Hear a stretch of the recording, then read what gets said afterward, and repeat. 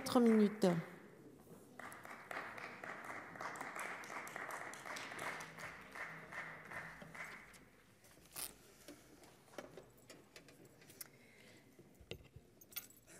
Madame la Présidente, Madame la Ministre, mes chers collègues, avec cette proposition de résolution contre les violences pornographiques que nous examinons aujourd'hui, c'est effectivement une priorité publique.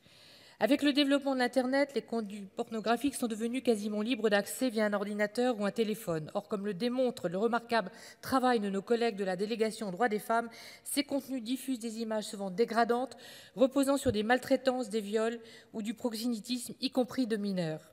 Et on assiste à une banalisation de la diffusion de ce type de contenu pour le plus grand bénéfice d'une industrie qui, elle, prospère. C'est pourquoi, comme l'a dit notre collègue Loïc Hervé, le groupe de l'Union centriste votera cette proposition de résolution visant à susciter une prise de conscience dans notre pays pour améliorer le soutien aux victimes, renforcer la réponse pénale contre ces violences, empêcher la diffusion de ces contenus illicites et protéger notre jeunesse. Côté réponse pénale, nous disposons déjà d'un outil exemplaire et unique en Europe, la plateforme Pharos, regroupant policiers et gendarmes. Cette plateforme effectue une veille d'Internet et dispose des moyens juridiques et techniques pour retirer les contenus illicites ou en bloquer l'accès sur la base de signalements. Tout ceci sous le contrôle d'une personnalité qualifiée, Laurence Pécaud-Rivolier, membre de l'Arcom. J'ai pu échanger avec eux. Leurs témoignages sont atterrants, à la limite du supportable lorsqu'il s'agit d'enfants ou même de nourrissons. Leur travail est exemplaire. La création d'une catégorie violence sexuelle serait effectivement bienvenue, mais les moyens de Pharos doivent être alignés sur cette ambition, en particulier la personnalité qualifiée dont le travail est très éprouvant et qui mériterait d'être remplacée par une structure collégiale. Maintenant, la régulation sur Internet dépend aussi et principalement de la législation européenne. Le Digital Services Act, récemment voté, prévoit que les autorités des États membres peuvent demander aux fournisseurs d'agir contre les contenus illicites. Je regrette toutefois, et je l'ai maintes fois dit, que la responsabilité des fournisseurs de services d'hébergement, dont on connaît le modèle économique particulièrement toxique, demeure limitée dans la diffusion de ce type de contenu. N'oublions pas qu'ici même Francis Haugen, la lanceur d'alerte, nous avertissait que Facebook privilégiera toujours le profit à la sécurité des enfants. Ainsi, dans la proposition de résolution européenne sur la lutte contre les abus sexuels sur les enfants en ligne qui a été adoptée par notre commission des affaires européennes le 15 février dernier, avec mes collègues Ludovic Hay et André Reichart, nous avons redit cela et nous avons proposé aussi que la Commission européenne puisse indiquer au public quels fournisseurs ne respectent pas leurs obligations.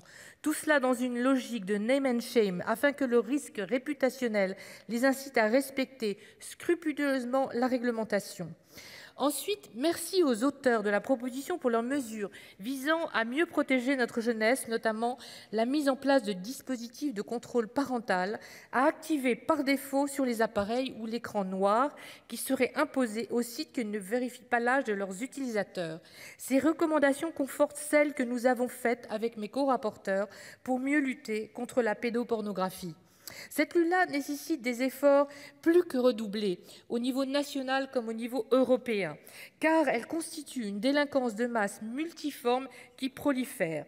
Ainsi, en 2021, l'agence policière européenne Europol, que j'ai pu visiter il y a une quinzaine de jours, démantelait le réseau Boys Town qui comptait 400 000 utilisateurs sur le dark web. On peut aussi rappeler l'enquête ouverte contre TikTok l'an dernier pour son non-signalement de contenu pédopornographique. L'Union européenne détient hélas un triste record, mes chers collègues, celui du premier hébergeur de contenu à caractère pédopornographique dans le monde.